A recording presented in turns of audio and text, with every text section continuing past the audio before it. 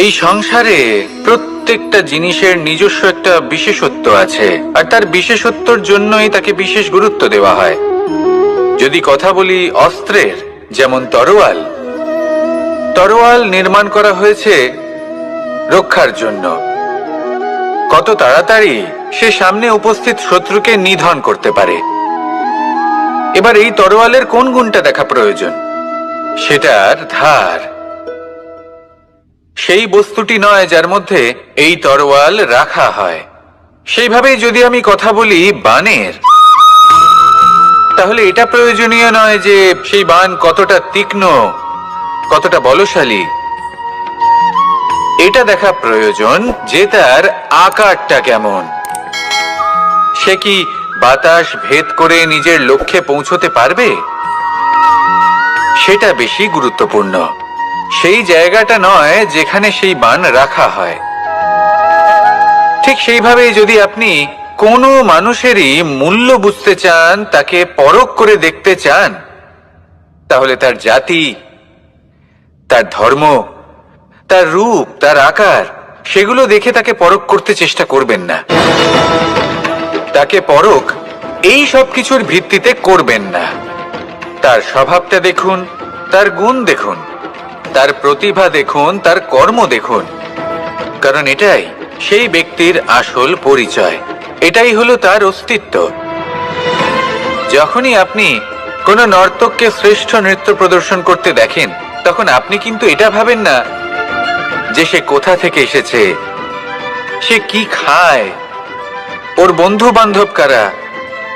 আপনি তার নৃত্য দেখেন, ওর শিল্প দেখেন, সেটারই প্রশংসা করেন, সেটাকেই সম্মান করেন। সেইভাবে এই সংসারে সকলকে সম্মান করুন, আর এই সম্মানের আধার হওয়া উচিত তার গুণ, তার স্বভাব, তার কর্ম, তার রূপ আর তার বেশভূষা নয়। আসুন আমার সাথে ভালোবেসে বলুন, রাধা রাধা। এই সংসার বলে যে কৃষ্ণ হলো মহাযোগী, কেউ বলে যে কৃষ্ণ হলো সাংখ্য যোগের প্রবর্তক, কেউ বলে ভক্তি যোগের, কেউ বলে জ্ঞান যোগের, কেউ কেউ এটা মনে করেন যে অষ্টাঙ্গ যোগের প্রভু হলাম আমি। কিন্তু এই যোগ আসলে কি? যোগ বিষয়টাকে বোঝা খুব একটা কঠিন নয়, কিন্তু সেই যোগকে নিজের যাপনের অংশ করে তোলা হলো অত্যন্ত কঠিন, আর তার জন্য প্রয়োজন অভ্যাস। যোগ শব্দটার অর্থ হলো যুক্ত করা, আর এটা আমি ছোটবেলায় শিখেছিলাম। যখন আমার মাখন খেতে ইচ্ছে করত, আর মা মাখনের সেই হাঁড়িটা ওপরে টাঙিয়ে রাখতেন, তখন আমরা ভাবতাম যে অত দূরে পৌঁছবো কি করে। তখন আমরা যোগের বিষয়ে জানতে পারলাম, আর তখন জানতে পারলাম যে সব থেকে গুরুত্বপূর্ণ যোগ আসলে কি? সহযোগিতা, সাহায্য। আমরা সব সখারা একসাথে জড়ো হতাম, একে অপরের পিঠের উপর উঠে দাঁড়াতাম, আর তারপর আমরা ওই মাখনের হাঁড়ির কাছে পৌঁছতে পারতাম, আর তারপর আমরা সবাই মিলে সেই মাখন ভাগ করে খেতাম। সহযোগিতা, এটা অত্যন্ত গুরুত্বপূর্ণ। পাণ্ডবরাও মহাভারতে এটাই করেছিলেন। ওনাদের সাথেও কেউ ছিল না, একে অপরকে সাহায্য করে ওনারা অনেক বীরদের একত্রিত করেছিলেন। তারপর অবশেষে মহাভারতের এই মহাযুদ্ধে ওনারা জয়লাভ করেছিলেন। রামায়ণে রাম এবং লক্ষ্মণের সাথে কেউ ছিল না। সহযোগিতার মাধ্যমে ওনারা ভাল্লুক আর বানর সেনাকে একত্রিত করেছিলেন, আর এই সংসারের সব থেকে প্রবল রাক্ষস রাবণকে বধ করেছিলেন। মনে রাখবেন, একসাথে মিলে যদি আপনারা কর্ম করতে শেখেন, তাহলে এই সংসারে এমন কিছুই নেই যেটা আপনি অর্জন করতে পারবেন না। আসুন আমার সাথে ভালোবেসে বলুন, রাধা রাধা। মানুষ যখনই কোনো পর্বতারোহণ করতে শুরু করে, তখন সে বারবার পড়ে যায়, বারবার উঠে দাঁড়ায়, সামনে এগোতে চেষ্টা করে, কিন্তু যদি সে দৃঢ় নিশ্চয় করে থাকে, তাহলে সে অবশেষে সেই পর্বতের শিখরে পৌঁছেই যায়। চলার পথে যদি বড় কোনো পাথর চলে আসে বা পর্বতের কোনো বড় অংশ সামনে আসে, তাহলে সে তার সাথে ধাক্কা খায় না, সে পথ বদলে নেয়। কিন্তু বাধা তাকে সবসময় পেতেই হয়, আর সেই বাধা সে পায় ছোট ছোট পাথরের দ্বারা। তাদের উপর পা পড়লে তার পা পিছলে যায় আর সে পড়ে যায়। এই ছোট ছোট পাথর হলো আমাদের জীবনের সেই ছোট ছোট সমস্যা, সেই ছোট ছোট ভুলগুলো যেগুলো আমরা অবজ্ঞা করতে থাকি। আমরা ভাবি এর দ্বারা কি বা ক্ষতি হবে, কিন্তু সেগুলোই অনেক সময় আমাদের অসফলতার কারণ হয়ে দাঁড়ায়। যত তাড়াতাড়ি সম্ভব এই ছোট ছোট পাথরগুলিকে জীবন থেকে তুলে ফেলে দিন। ভুল হওয়াটা স্বাভাবিক, কিন্তু তার মানে এই নয় যে বারবার সেই ভুলের পুনরাবৃত্তি ঘটবে।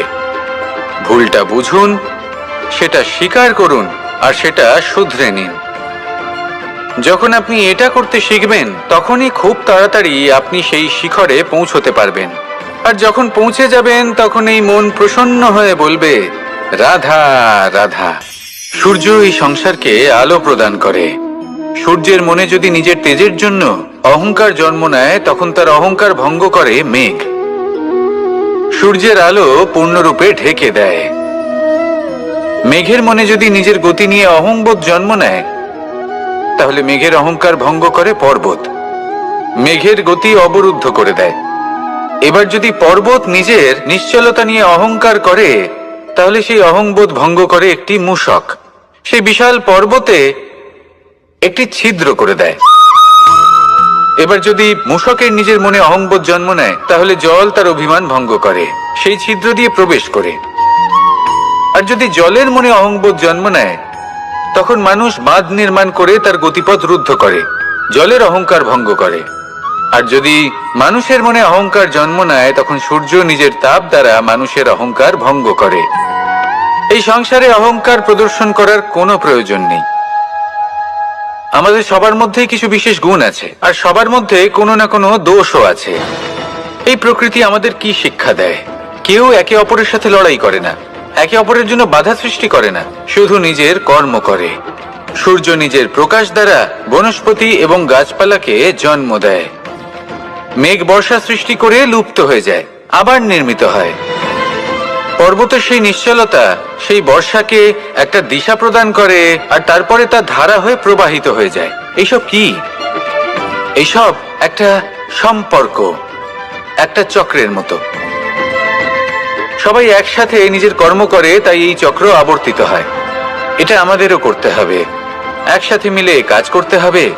কারোর জন্য বাধা হয়ে উঠলে হবে না, কাউকে ছোট মনে করলে হবে না। এটাই করতে থাকুন, সবাই মিলেমিশে কর্ম করুন। প্রকৃতি আমাদের এই শিক্ষাই দেয়। আসুন আমার সাথে ভালোবেসে বলুন, রাধা রাধা।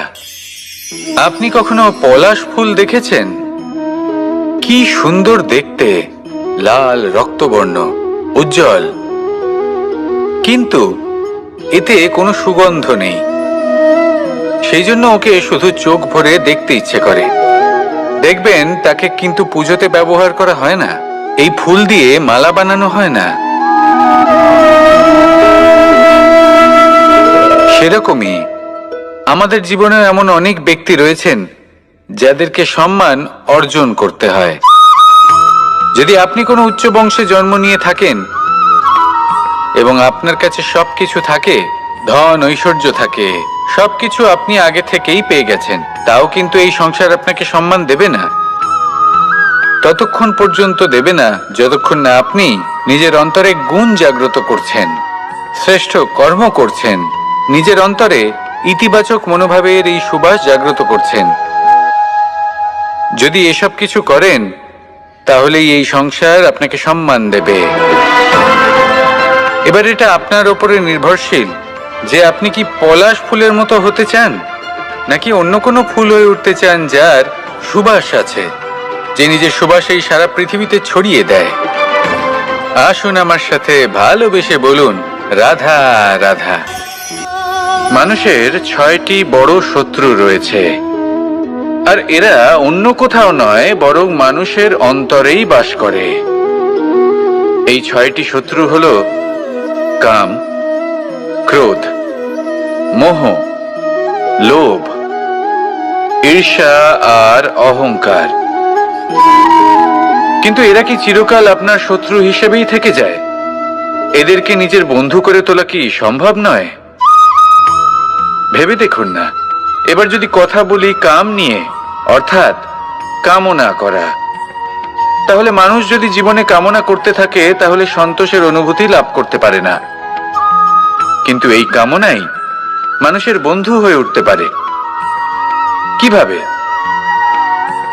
ধরুন, যদি মানুষ ভাবে আমি আরো অনেক বেশি শ্রেষ্ঠ ব্যক্তি হয়ে উঠতে চাই, আর তার জন্য কর্ম করে, পরিশ্রম করে, তাহলে ভবিষ্যতে গিয়ে শ্রেষ্ঠ ব্যক্তি হয়ে উঠতে পারে কামনার কারণে।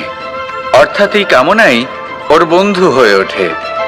কিন্তু ধরুন, কোনো মানুষ যদি চায় সে শ্রেষ্ঠ ব্যক্তি হয়ে উঠবে, কিন্তু তার জন্য না কোনো কর্ম করছেন আর না কোনো পরিশ্রম করছেন, আর অধর্মের পথে চলতে শুরু করে দেন, তাহলে এই কামনাই তার শত্রু হয়ে উঠতে পারে।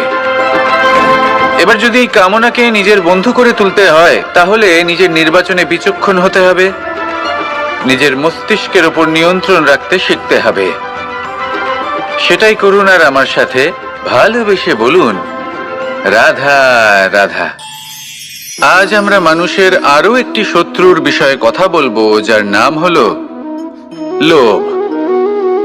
যে কোনো বস্তুকে অত্যাধিক লাভ করার যে বাসনা, যতটা লাভ করেছি ততটা যথেষ্ট নয়, আমার আরো চাই, আরো চাই, একেই বলে লোভ। এবার এই লোভ আপনার জীবনে শুভ না অশুভ, আপনার মিত্র নাকি আপনার শত্রু, সেটাও নির্ভর করছে আপনার ওপর। যেমন ধরুন, কোনো ব্যক্তির অসম্ভব ধনের লোভ, সে সেটা অর্জন করছে আর সেটা সংগ্রহ করছে, আর সেটা লাভ করার জন্য সে অনৈতিক কাজ করছে। যদি এই সব হতে থাকে তাহলে লোভ কিন্তু আপনার পক্ষে অত্যন্ত ক্ষতিকারক। কিন্তু যদি সেই ব্যক্তি ধরুন ধন অর্জন করছেন, তার সাথে নীতিও পালন করছেন, আর সংগ্রহ করার পরে সেটা সংসারে ছড়িয়ে দিচ্ছেন, যদি এমনটা হয় তাহলে এই লোভ আপনার বন্ধু হয়ে উঠতে পারে। যদি আপনার সৎসঙ্গ লাভ করার, সৎকর্ম করার লোভ থাকে, তাহলে আপনি কখনো একা থাকবেন না। যদি ভালোবাসা প্রদান করার লোভ থাকে, এই সংসারকে সাহায্য করার লোভ থাকে, তাহলে এই লোভ, যা সংসারের শত্রু, সেটা কিন্তু আপনার সাথে পরমাত্মার মিলন ঘটাতে পারে। এবার এই লোভকে নিজের মিত্র করে তুলবেন নাকি শত্রু করে তুলবেন, সেই সিদ্ধান্ত আপনারই। আসুন আমার সাথে ভালোবেসে বলুন, রাধা রাধা।